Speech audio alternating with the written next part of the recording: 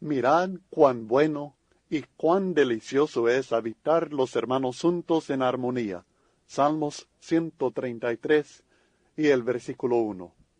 Este texto es el que sirve como base para este estudio que está entrando sobre la armonía deliciosa, el problema de las contiendas en la iglesia y la manera en la cual nosotros podemos y debemos tratar de resolver estos conflictos que surgen en toda congregación. Nuestra meta es guardar la unidad del Espíritu en el vínculo de la paz.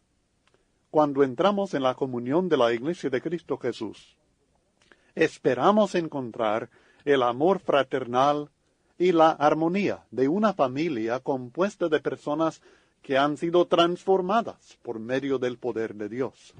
Creemos haber hallado un refugio de la amargura, malicia y gritería del mundo pagano en el cual nos vemos obligados a vivir. Suponemos que las sospechas, los chismes y los celos no encontrarán cabida en las actividades del reino de Dios. Lamentablemente, con demasiada frecuencia, nos damos cuenta que el príncipe de la paz todavía tiene súbditos que participan en las contiendas y las disensiones. Si fuera problema de unos cuantos recién convertidos, quizá no sería tan sorprendente. Pero la realidad es que observamos el espíritu contencioso en muchos predicadores, ancianos, diáconos, maestras de niñas y de damas y otros siervos activos que tienen años de ser miembros de la familia de Dios. Y muchos defienden sus acciones bajo el pretexto de ser fieles a la verdad. ¿Es esta la misma iglesia que condena la división del sectarismo?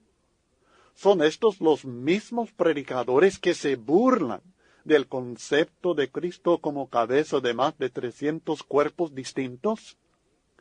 ¿Es este el ambiente de amor fraternal en el cual he de ser edificado y animado espiritualmente? Ante esta situación paradójica, muchos cristianos reaccionan indebidamente. Algunos deciden equivocadamente que el Espíritu de Dios no puede estar presente en una congregación que tiene tales problemas. Están equivocados, porque el Espíritu de Dios estaba presente en la iglesia en la ciudad de Corinto. No obstante, esa iglesia tenía muchos de los mismos problemas que estaremos tratando en este cursillo. Muchos de los mismos problemas que encuentran personas al llegar al cuerpo de Cristo en determinado lugar en nuestro tiempo. Pero estas personas, al ver esta situación, se desilusionan y se desaniman y se alejan de la iglesia. Esta reacción es indebida, no es lo que debe hacer un cristiano que encuentra conflicto o contienda en la iglesia del Señor. Otros suponen equivocadamente, de nuevo, que esto sea el significado legítimo de contender por la fe, y se ponen al lado de la contienda que les parece más correcto. Esto nuevamente es una reacción equivocada, porque el contender por la fe, como estaremos estudiando, no significa ser contencioso, y no significa que debe haber contiendas y conflictos entre hermanos que se alejan los unos de los otros. Un tercer grupo sabe que no es correcto ser contencioso, pero estos hermanos también saben que no pueden alejarse de la iglesia de Dios. No saben qué hacer.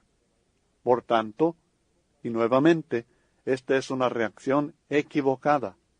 Sufren en silencio. Y le piden a Dios que haga pasar esta crisis para que todo vuelva a la rutina normal en la iglesia. La apatía hacia las diferentes actividades de la iglesia es casi siempre el resultado en estos hermanos y hermanas.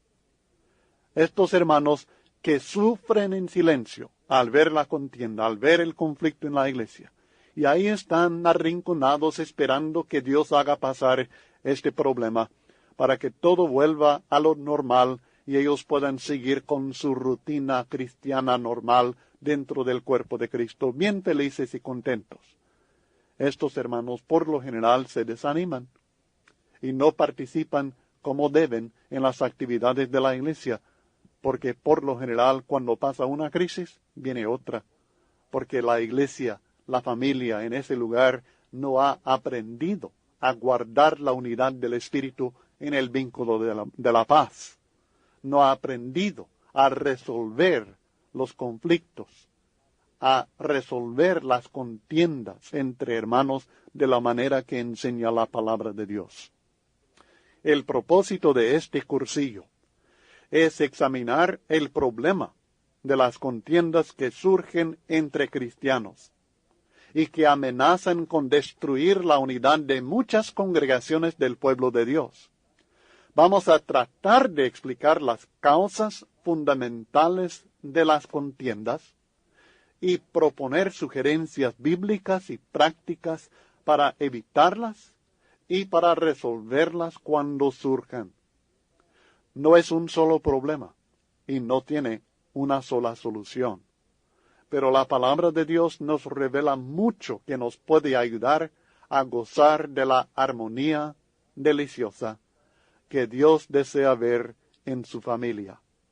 Siempre habrá conflicto entre cristianos. Nuestra tarea es actuar de acuerdo con el pensar del Espíritu Santo en medio del conflicto, aprender de ello y resolverlo para el bien de la iglesia y, como siempre, para la gloria de Dios. No pretendo ofrecerles la solución exacta para todas las contiendas, pero sí tengo el fuerte deseo de hacer todo lo posible con la ayuda de Dios de guardar la unidad del Espíritu en el vínculo de la paz, como Pablo nos exhorta en Efesios capítulo 4 y el versículo 3. Una de las maravillosas bendiciones que Dios nos ofrece en esta vida, y en la venidera también, si entiendo bien cómo será el cielo, es el compañerismo de otras personas que tienen el mismo Padre. Personas que han sido lavadas en la misma sangre, la de Cristo Jesús.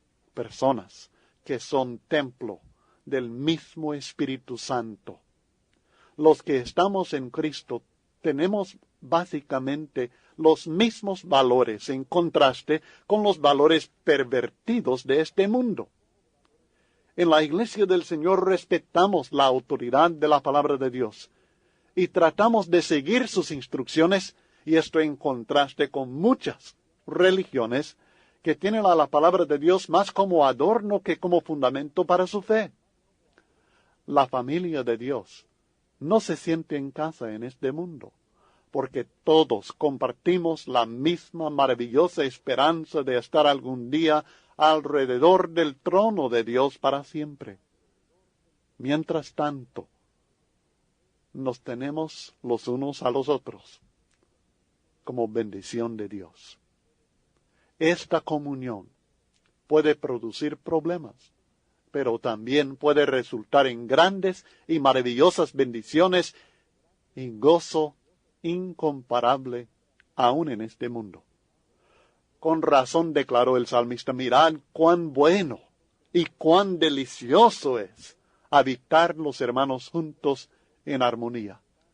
Es como el buen óleo sobre la cabeza, el cual desciende sobre la barba de Aarón, y baja hasta el borde de sus vestiduras, como el rocío de Hermón, que desciende sobre los montes de Sión, porque allí envía Jehová bendición y vida eterna. Salmos 133, versículos 1 al 3.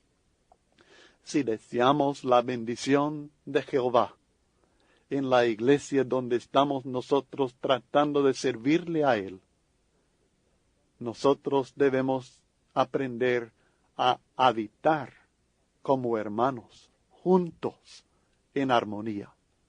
Y gozaremos de esta maravillosa bendición de Dios. ¿Cómo debemos anhelar esta armonía deliciosa? ¿Cómo debemos orar por esta unidad?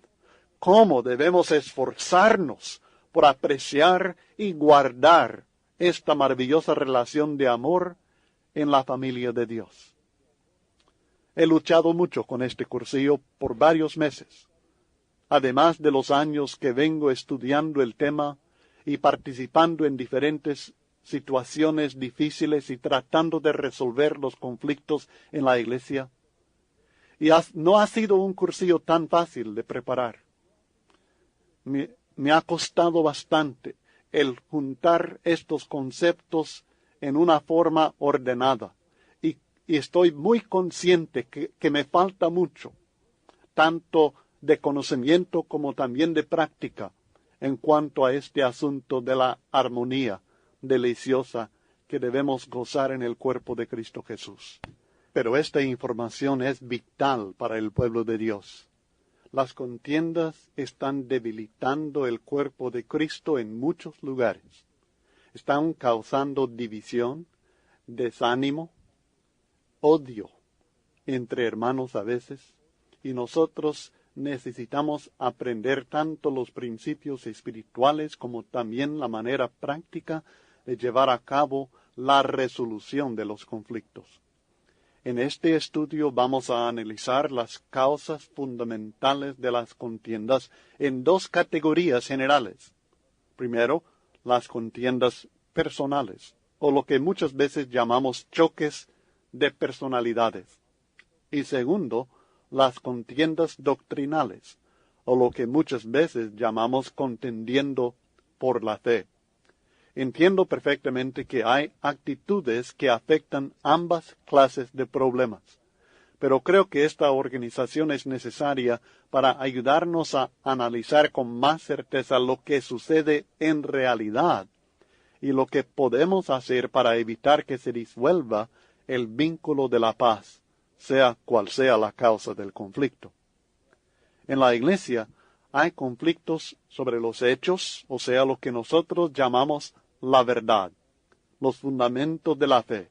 También hay conflictos sobre los métodos que usamos para llevar a cabo la obra de Dios. Hay a veces conflictos sobre los valores, o sea, sobre lo que es importante y lo que no es importante o no tan importante en el pueblo de Dios y en la vida de un cristiano. Hay diferencias sobre esto y por tanto hay conflictos sobre los diferentes valores que tenemos de un individuo a otro y aun de una congregación a otra. También hay conflictos sobre las metas, porque a veces una persona o un grupo de personas en la iglesia tiene cierta meta en mente para la iglesia y otro grupo de personas o otro individuo tiene también en mente otra meta diferente. Y como cada quien ve como muy importante la meta que se ha fijado para la iglesia, a veces se encuentran en cierto conflicto sobre esto en cuanto al desarrollo de la obra de Dios. Contendemos por lo que sinceramente creemos ser la verdad.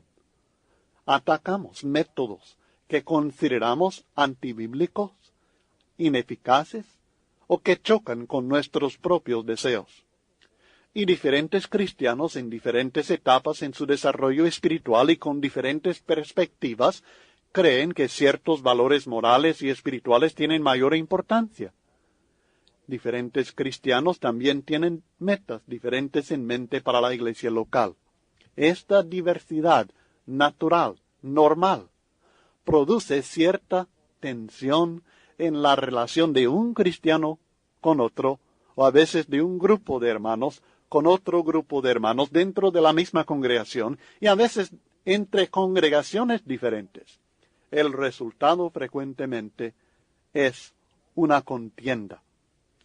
Todas estas diferencias que vengo mencionando y todas estas reacciones de contender por lo que creemos ser la verdad, de atacar métodos que no consideramos bíblicos o que consideramos que no son eficaces, que no estamos usando bien el dinero de la ofrenda o algo al estilo. Todo esto es debido, es natural, el cristiano tiene que hacerlo. Es fácil decir que no debe haber contiendas entre hermanos, pero cuando dos o más personas tratan de convivir y colaborar en cualquier proyecto, existe la potencial, y quizás debemos decir la probabilidad, de cierto desacuerdo. Cristo reconoció la probabilidad de problemas de este índole entre aún los apóstoles y dedicó tiempo especial en su oración a Dios, rogando que el Padre les ayudara a ellos y a todos los cristianos para que fuesen uno. Comenzando en el versículo 11 de Juan capítulo 17 declara: y ya no estoy en el mundo, mas estos están en el mundo, y yo voy a ti, Padre Santo, a los que me has dado, guárdalos en tu nombre, para que sean uno, así como nosotros. Y así de esta manera sigue orando el Señor por la unidad de sus apóstoles, aquí en Juan capítulo 17. Amo mucho a mi esposa y a mis 2 hijas. Estoy convencido que ellas también me aman y que se aman entre sí. Y no tenemos un hogar violento ni desordenado. Los 4 somos cristianos. Pero en muchas, no solamente algunas, sino en muchas ocasiones hay desacuerdos entre nosotros. Ni siquiera tenemos los mismos gustos en cosas tan sencillas como la ropa y la comida. A mí me encanta la pesca, pero si quiero agradar a mi esposa e hijas en un día libre, no las llevaré conmigo a pescar, porque para ellas sería un castigo. Y así es en muchas cosas de poca importancia y algunas de mucha importancia. En mi familia y probablemente en la suya hay choques. Y es todavía más probable que haya conflicto cuando se trate de 30 o 100 o 500 personas en una congregación. Y cuando están tratando algo tan trascendental y tan emocional como lo es la obra de Dios y las actividades del pueblo del Señor. Es trágico que muchas veces iglesias no quieren reconocer que tienen problemas de este índole porque creen que el conflicto en sí es malo y que solamente puede traer consecuencias negativas. Pero las consecuencias de no hacer frente a la realidad son 1000 veces peores que las de reconocerlo cuando hay conflicto. Y lo habrá en toda iglesia. Y buscar la solución conforme a la voluntad de Dios. Les ofrezco este cursillo con la plena comprensión que es una herramienta muy inadecuada para una tarea tan grande como lo es el tratar de lograr y mantener la unidad en la Iglesia de Dios. No obstante, contiene algunas verdades muy poderosas que Dios nos ha revelado en su palabra. Y se los ofrezco con mucho amor para con Dios y para su pueblo. Y creo que será recibido con este mismo amor. Esto me llena de mucha esperanza, porque cuando la verdad de Dios se une al amor a Dios y su familia, los resultados son maravillosos. Antes de entrar en la primera lección, sencillamente quiero hacer mención del contenido del curso. Son 6 lecciones. Y espero que estudie lección por lección, que conteste los cuestionarios sobre cada lección cuando la vaya terminando. Usted decidirá si enviar sus contestaciones a nosotros lección por lección o al terminar todo el cursillo. Por favor, hay algunas preguntas prácticas. Dedique tiempo a pensar en estas preguntas. Dedique tiempo a poner en práctica lo que debe poner en práctica de lo que estudiamos en este cursillo, porque este cursillo, solamente la información que contiene para tener la información, no tiene ningún valor.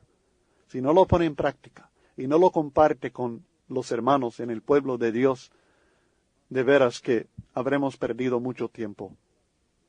La primera lección es sobre las contiendas personales y estaremos considerando las causas fundamentales de las contiendas personales, los choques de personalidades que hay en toda organización y especialmente en este caso en el pueblo de Dios, en la iglesia local.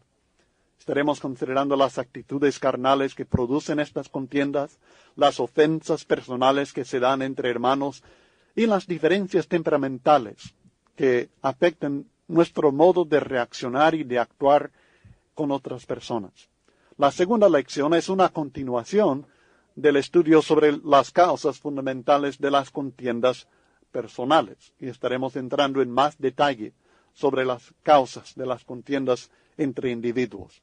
Luego, en la tercera lección y la cuarta, estaremos considerando las contiendas doctrinales, que, aunque son parte del problema que tenemos en la Iglesia, quizá las contiendas personales en realidad afectan aún las doctrinales entre nosotros. Luego, en la quinta lección, estaremos considerando ejemplos bíblicos de cómo resolver el conflicto. Y luego, en la última, en la sexta lección, estaremos dando algunas sugerencias prácticas muy importantes sobre la manera en que nosotros podemos y debemos resolver el conflicto. Espero que estudie con cuidado, que escuche la explicación, que vuelva a escuchar y vuelva a leer los textos una y otra vez, y que este estudio pueda ser muy beneficioso para usted y para la Iglesia del Señor, donde usted está tratando de servirle a Él y también a su pueblo.